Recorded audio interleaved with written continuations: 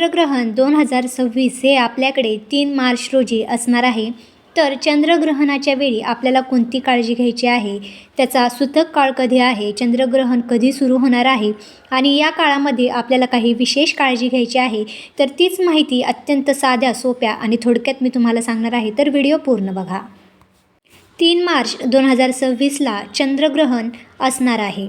ग्रहणाची वेळ दुपारी 3:20 सुरू होणार आहे, तर ते संध्याकाळी 6:47 असणार आहे. पण जो ग्रहणाचा सूतक काळ असतो तो ग्रहण सुरू होण्याच्या अगोदरच लागत असतो. तर ग्रहणाचा सूतक काळ हा सकाळी 6:20 सुरू होणार आहे. आपल्याला जर काही म्हणतात की धुराड्याच्या दुसऱ्या दिवशी पितरांना जेवू घालायचं असतं, तर तुम्हाला उद्याच्या दिवस 6:20 आतच तुम्हाला पितरांना नैवेद्य दाखवायचा आहे आणि त्यानंतर तुम्हाला सूतक पाळायचं आहे.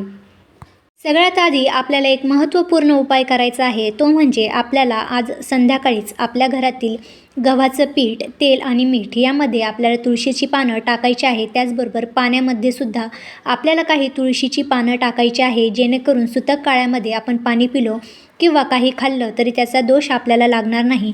म्हणून आवर्जून प्रत्येकाने आपल्या घरातील पीठ, मीठ आणि पाण्यामध्ये तुळशीची पानं टाकावी. त्यानंतर चंद्रग्रहण हे महिला, ज्या गरोदर महिला असतात त्यांच्यासाठी, आबालवृद्धांसाठी आणि छोट्या मुलांसाठी त्याची सूतक पाळलं तर खूप चांगलं असतं.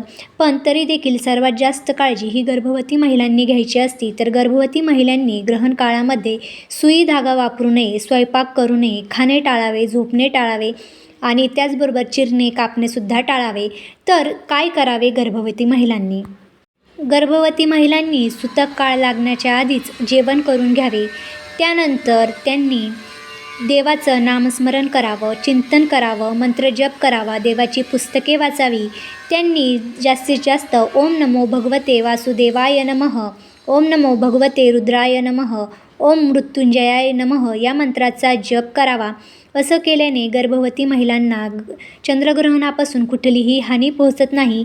शक्य असेल तर लहान मुलं आणि जे काही वयस्कर व्यक्ती असतील त्यांनीसुद्धा चंद्रग्रहण पाळावे. पण ज्यांच्या गोळ्या चालू असतील किंवा इतर काही आरोग्याच्या समस्या असतील तर त्यांनी या काळामध्ये खाणेपिणे केले तरी देखील चालणार आहे.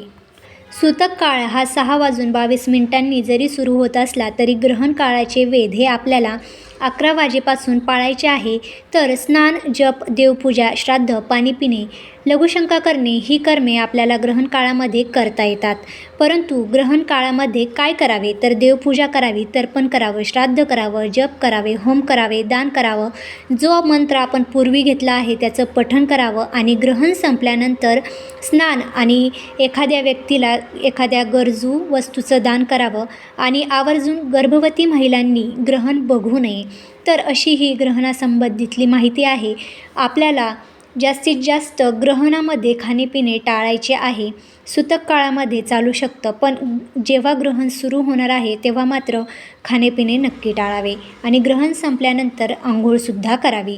तर ही माहिती तुम्हाला कशी वाटली हे कमेंटमध्ये नक्की सांगा. भेटूया पुढच्या आणखीन एका नवीन व्हिडिओमध्ये नवीन माहितीसह. तोपर्यंत श्री स्वामी समर्थ.